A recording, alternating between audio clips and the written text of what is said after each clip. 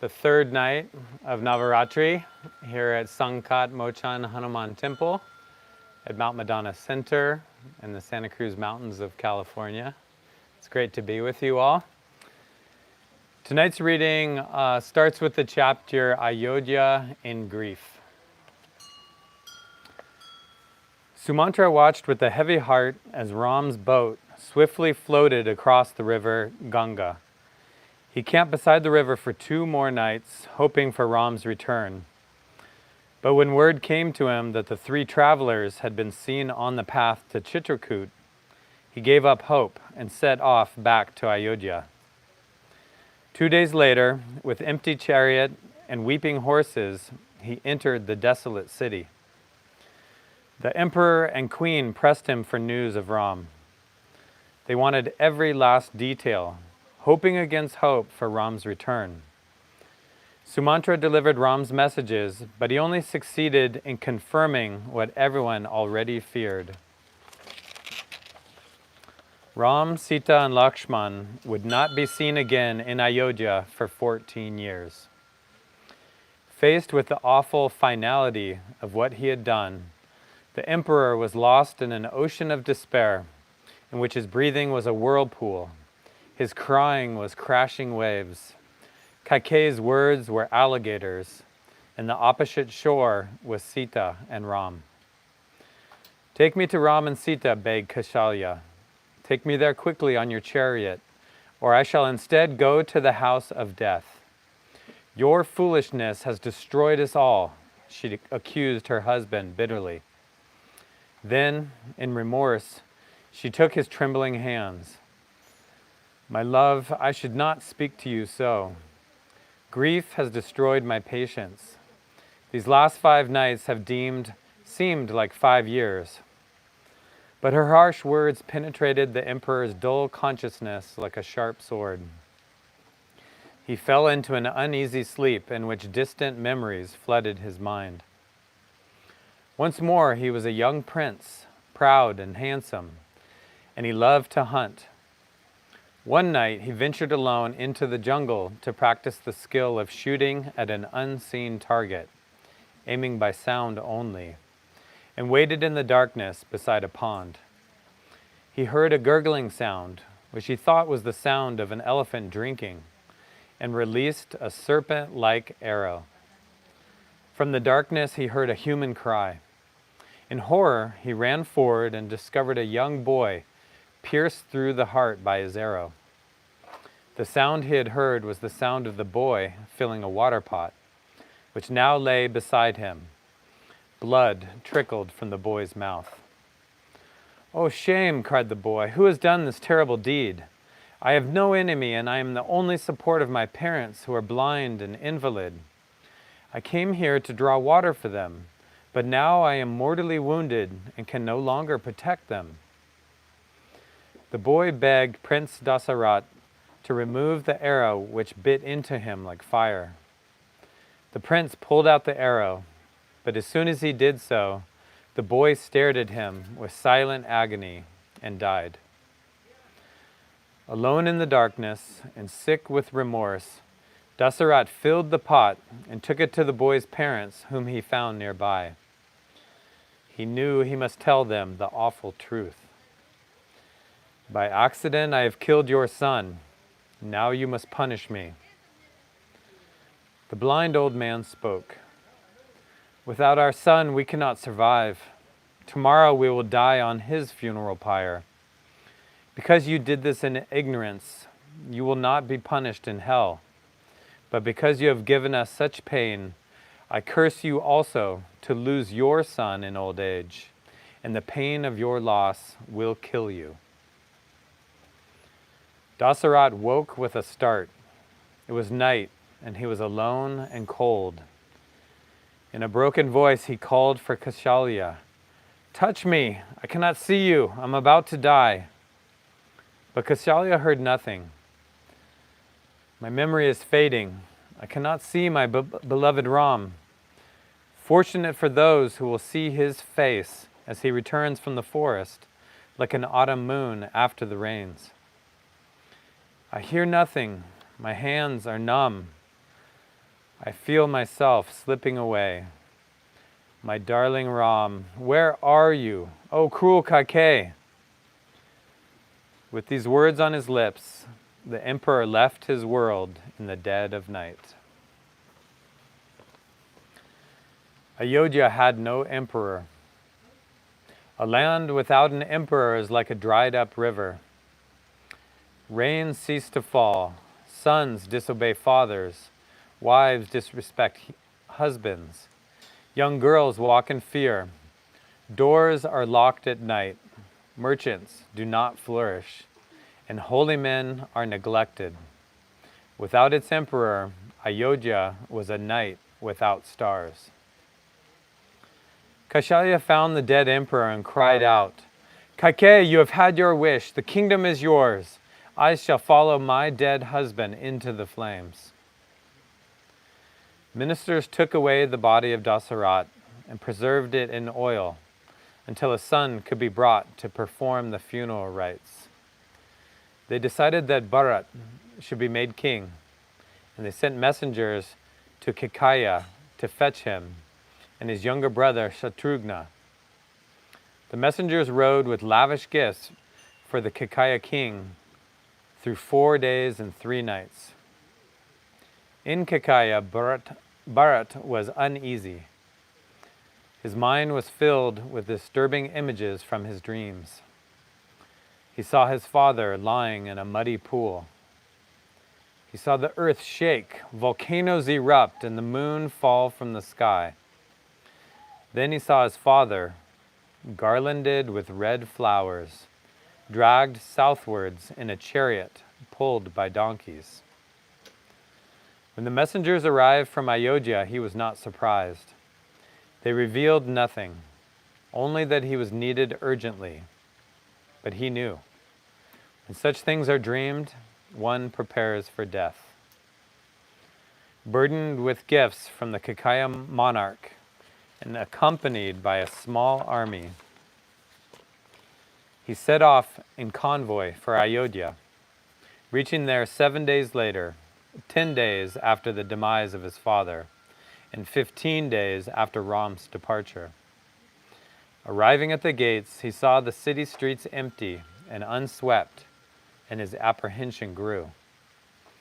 Immediately, Bharat rushed to his father's apartments, but they were empty. He went to find Kaikeyi. "Where is father? Is he not with you?" "O son, your father is no more." Hearing the dreaded words, Bharat fell down and began beating the floor with his powerful arms. "Get up! You must be strong. You are now the king." Kaikeyi told Bharat her good news. Ram exiled, the throne given to Bharat, and Dasarat dead. "I've done all of this for you, my dear son. Now the kingdom is yours, just as you always wanted." Bharat slowly took all this in. "You have done this to please me?" he asked incredulously. "What possible wish could I have to take the throne from Ram and see my father dead? Ram is the source of my strength. What can I do without him?" He paced back and forth and then spoke with resolve. "I will bring Ram back from the forest and go into exile in his place." Then his anger rose and he roared like a mountain lion. "O cruel woman, you have shamed our royal house. You have driven away my beloved brother, and you have killed your own husband. You are my enemy disguised as my mother, and I no longer wish to speak with you. You should either leave this place or kill yourself." A crowd gathered to hear Bharat vent his rage.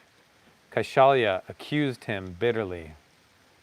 "Now you can take the throne which your mother worked so hard to get for you.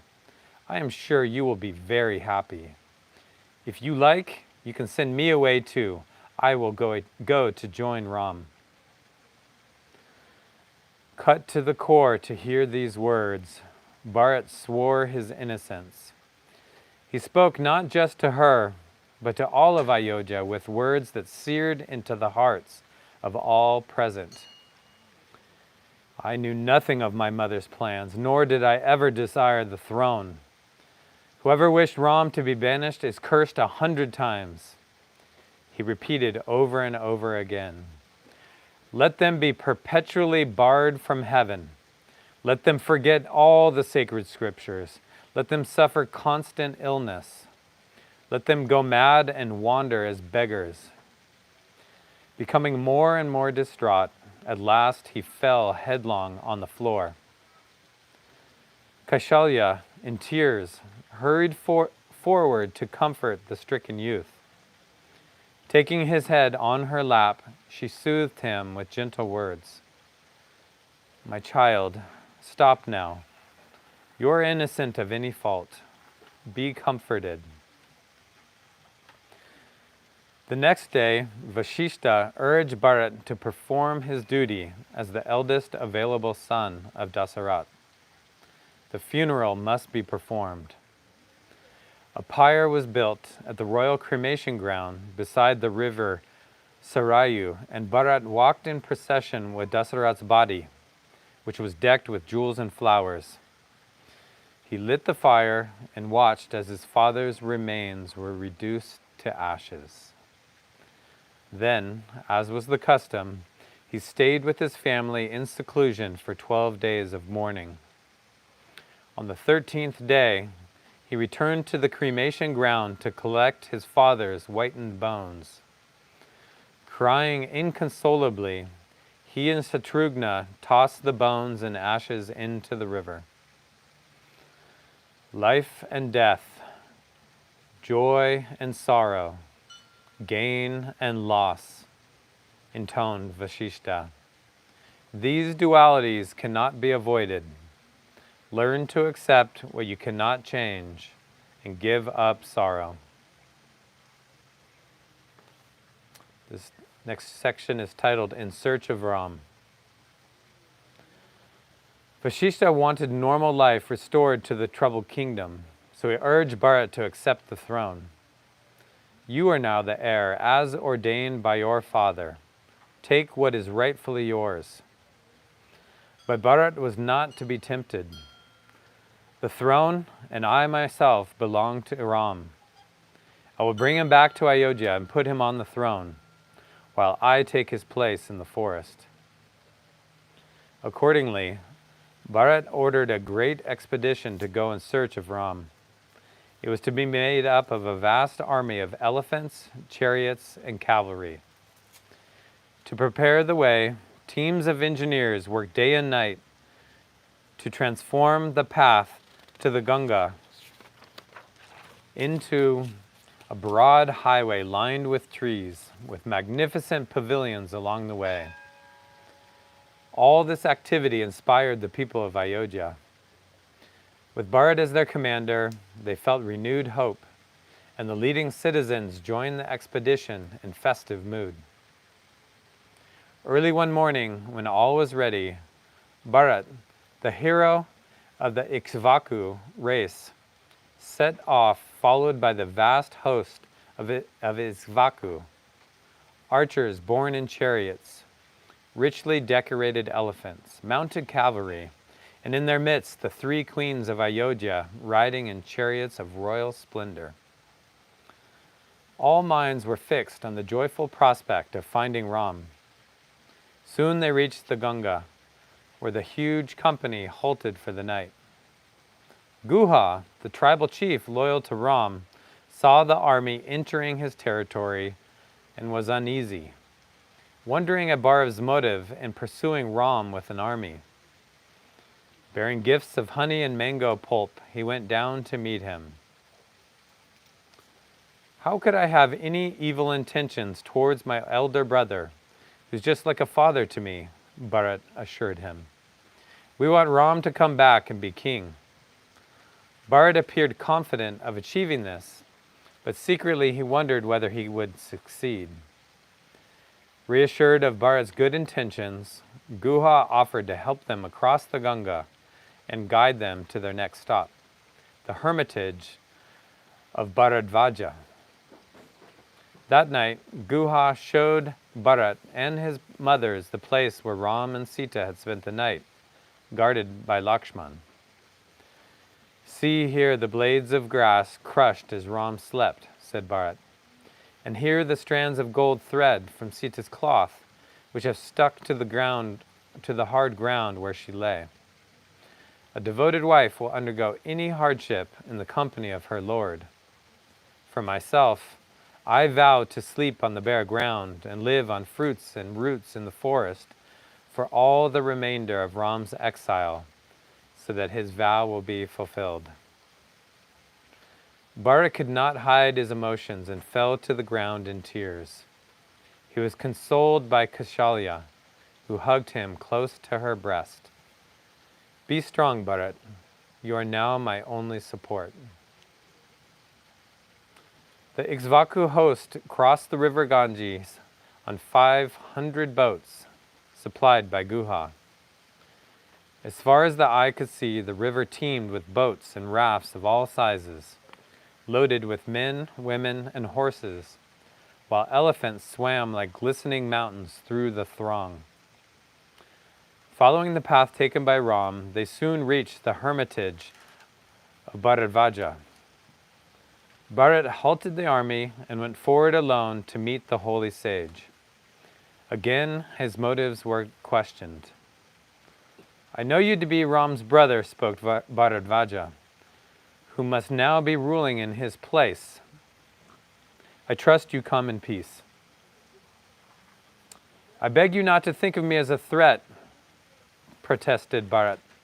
My only motive is to bring Ram back to Ayodhya. The sage was pleased to hear this and happily extended his hospitality to Bharat and all his company. You are a simple hermit, said Bharat, and I have a huge army waiting at some distance so as not to overrun your ashram. You could not possibly cater for all of us. I will entertain all of you, no matter how many you are, replied Bharadvaja. Bring your army here and you will see the power of a simple hermit. So ordered by the sage, Bharat called for the army while Bharadvaja invoked divine spirits to help him look after them. He put forth his mystic power until powerful beings from all over the universe were invisibly assembled at that spot. Then he began to work his enchantment. A cool breeze wafted through the trees and showers of flowers rained down from the heavens. Maidens appeared dancing to the sound of celestial music. As astonished soldiers crowded into the grove, all their cares fell away. Smooth green lawns interspersed with perfumed fruit trees appeared everywhere, with gardens and fountains and lovely pavilions decked with flowers and soft cushions. All imaginable kinds of delicious foods and drinks were served in unlimited quantities by beautiful women.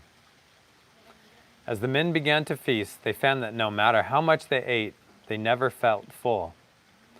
Lovely maidens tended to their needs, taking them down to the riverside where they massaged them with scented oils and bathed them with fragrant balms. Animal carers tended the horses and elephants, grooming and feeding them until they glowed with health and satisfaction, so that their keepers could no longer recognize them. The trees took on their human forms to dance and serve the guests. Through the night, feasting and revelry continued until all fell into a deep and dreamless sleep. They awoke refreshed, the fatigue and discomforts of their journey gone, to find themselves back in the forest outside Bharadvaja's ashram, as if nothing had happened. Bharat and his family took grateful leave of Bharadvaja. But before they left, the sage wanted to greet Bharat's mothers. Bharat respectfully introduced Kaushalya and Sumitra. But when he came to Kaikeyi, his demeanor changed. This is proud and cruel Kaikeyi. She is the cause of all of our suffering. His voice choked with tears of anger as he spoke. Do not hate Kaikeyi, admonished the sage, for Ram's banishment serves a deep purpose and will yet bring happiness to all. With Bharadvaja's advice ringing in his ears, Bharat set off with his army on the final march to Chitrakoot. Soldiers, chariots, horses, and elephants moved through the dense forest like a monsoon cloud, scattering the deer and bears and driving squawking birds into the treetops. They found Chitrakoot Hill abundant with spotted deer and forest flowers. A scout called out, "Ahead, I see smoke rising among the trees. This is surely Ram's camp." Word reached Bharat, who ordered the troops to halt while he went forward with Sumantra, the king's trusted advisor, his eyes fixed nervously on the thin blue column of smoke ahead.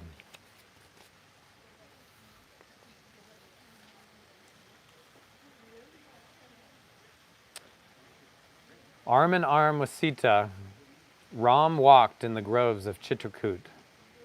He was happy to be friends with only Sita and Lakshman for company, and didn't in the least miss his friends and family or the burdens of state back home. See how lovely this mountain is. It is home to tigers and bears who will not harm us, to deer and flocks of birds. Brightly colored flowers grow among the rocks of many hues. Mangoes, papayas, pomegranates, and other fruits hang in abundance among the flowering trees. I will happily spend my 14 years of exile here with you, my sweetheart. Just then, Ram became aware that something was disturbing the animals. He heard the distant trumpeting of elephants and saw a dust cloud drifting up from the valley below. "Lakshman," he called, "what is this disturbance?" Lakshman scaled a tall tree and gazed to the north.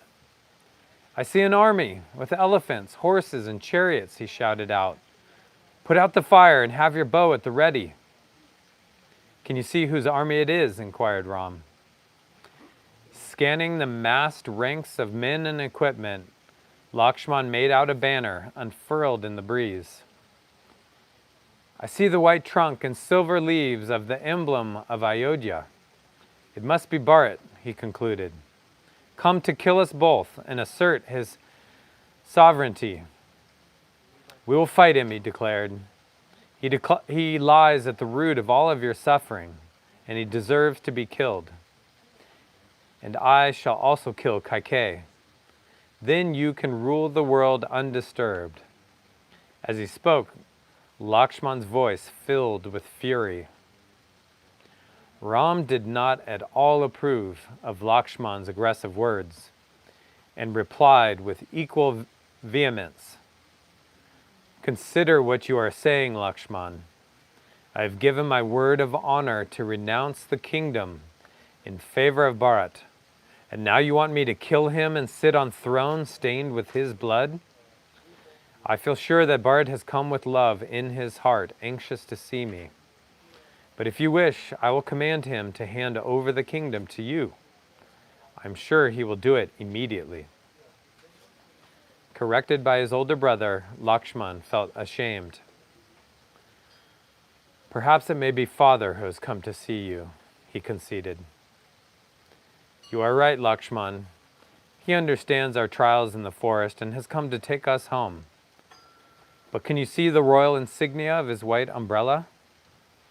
Lakshman could not, and despondently climbed to the ground. Meanwhile, Bharat climbed steadily with his companions up through the trees, his eyes fixed above him on the column of smoke. Some distance behind, at a slower pace, followed Vashishta and the three queens.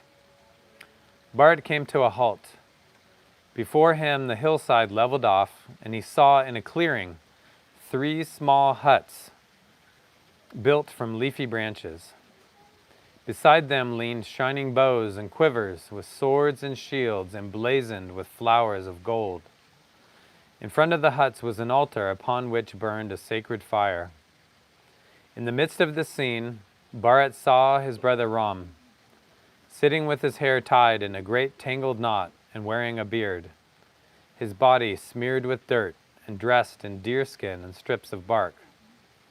Ram, with the shoulders of a lion, looked to Bharat like Vishnu, protector of the earth. On either side of him sat Lakshman and Sita. Choking with emotion, Bharat ran forward, crying out, "O Ram, my brother, my noble brother, what become of you?" Ram took his younger brother in his strong arms and comforted him. "My poor boy, you have come here without your father. I hope the emperor is in good health and has not left this world. I hope you are listening to your counselors and governing the kingdom wisely. But tell me, dear brother, why have you left Ayodhya and come here dressed like an ascetic?" "Oh Ram, do you not know? Our father has indeed left this world with a broken heart and gone to heaven. I have come to beg you to return and brighten the empire as the moon brightens the autumn sky. All of us, ministers, gurus, the entire people of Kosala, beg you to come back." When Ram heard of his father's death, he sank to the ground. "With father gone, what remains for me in Ayodhya? My duty is now to obey his order and live in the forest, and yours is to obey his order and rule the kingdom. Now let me pay homage to my departed father." Ram led Lakshman and Sita down to the riverbank to offer water and fruits in honor of his father's spirit. Returning to the huts, he clasped Bharat, Lakshman and Satrughna, and together they poured out their grief. Far below, the waiting troops heard their cries, like the roaring of lions, and knew the brothers were united once more.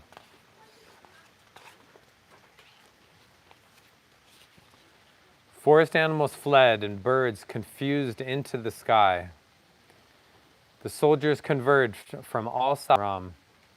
Their faces bathed in tears, they burst into the clearing and crowded around Ram.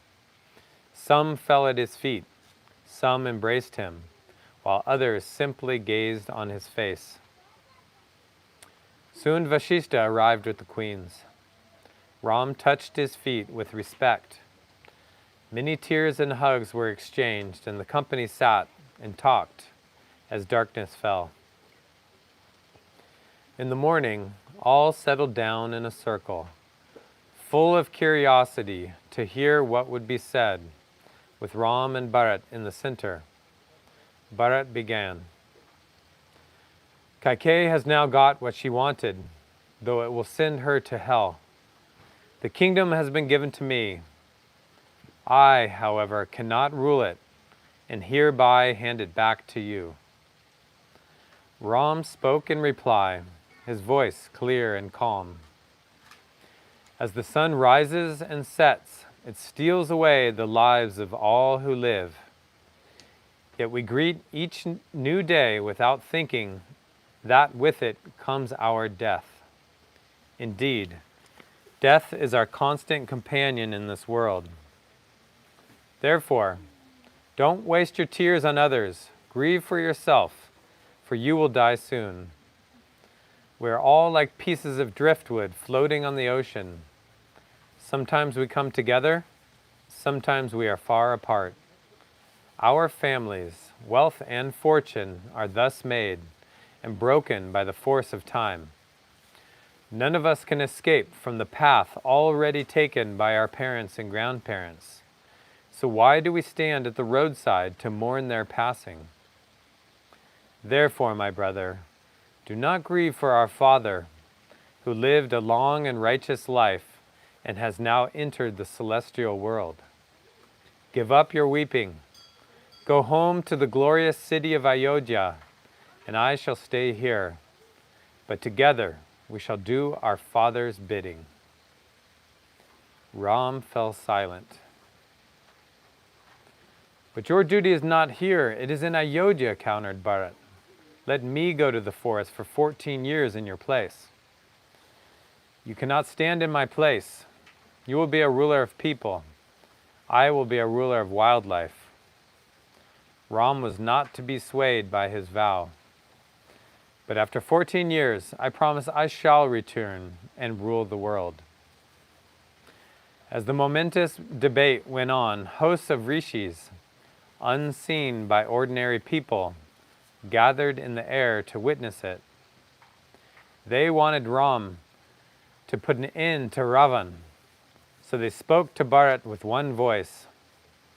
"Noble prince," they advised, "accept Ram's advice.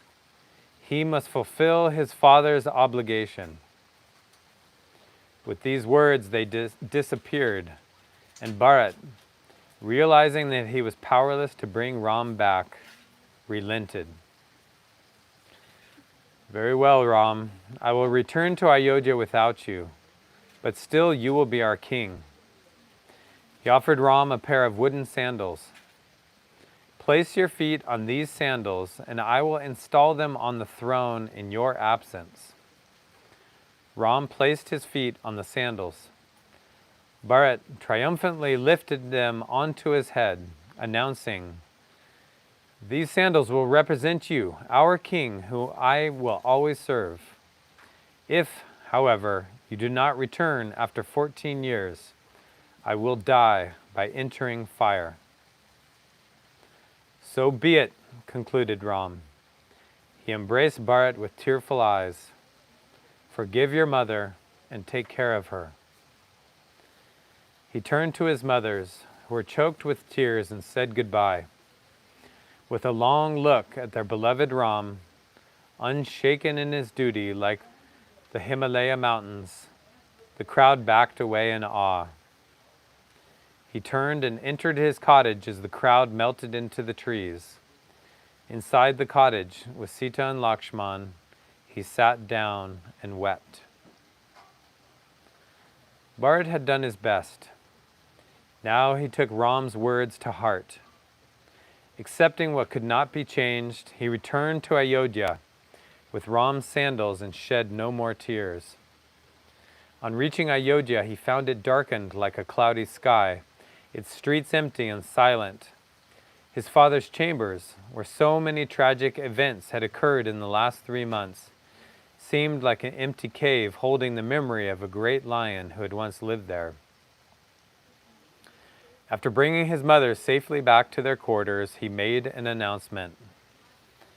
"I shall not live here without Ram. I shall stay at the lonely retreat of Nandigram, 14 miles from here." Leaving his mother in the care of Vashishta and taking with him Shatrughna and the royal army, he left for Nandigram. There he installed Ram's sandals on the throne and placed over them the royal umbrella. When affairs of state were brought to him, he first submitted them before Ram in the guise of his shoes. In this way, dressed as a forest ascetic with his hair unkempt and eating only fruits and roots, Bharat governed the kingdom and waited for Ram's return. After Bharat's visit, Ram was no longer happy in Chitrakoot. It held painful memories, and the destruction caused by Bharat's army had lured man-eating demons to the area, who started disturbing the ascetics who lived there. It was rumored that they were led by Kara, the cruel brother of Ravan. The leader of the forest sages came to warn Ram of the danger. Then he and his followers left in search of safer parts. Although they left Ram, the sages never forgot his beauty and gravity and felt his presence always with them in their hearts. So Ram led his companions deeper into the wild regions of Dandaka forest. Their first stop was the ashram of Atri. The sage asked Ram to protect the forest community from the Rakshasas, who lived on human blood. He explained to the fearless Ram and Lakshman where they were to be found. Atri's wife was named Anasuya, one without envy, for in her heart there was no anger. Frail and white-haired after a long life of simplicity and self-denial, she gathered Sita in her arms. "Fortunate are you," she said, "because your eyes are always fixed upon your husband. A woman has no greater friend than her husband. Be virtuous and devote yourself to him, and you will be rewarded in heaven." She blessed Sita with enchanted ornaments and smeared on her skin celestial balm, so that her radiance would never fade amid the hardships of the jungle.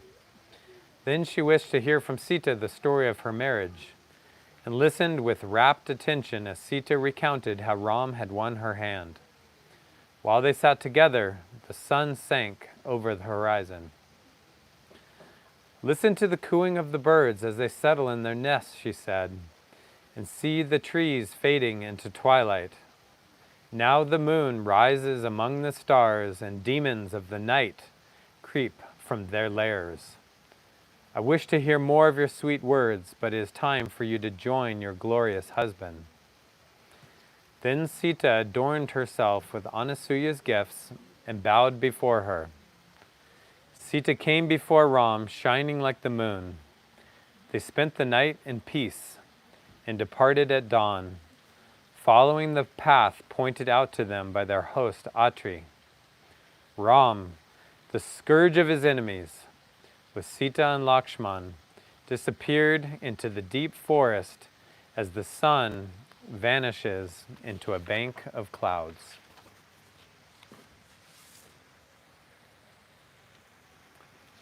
So that concludes the reading on the third night of Navaratri, and we hope you all can join us tomorrow for the fourth.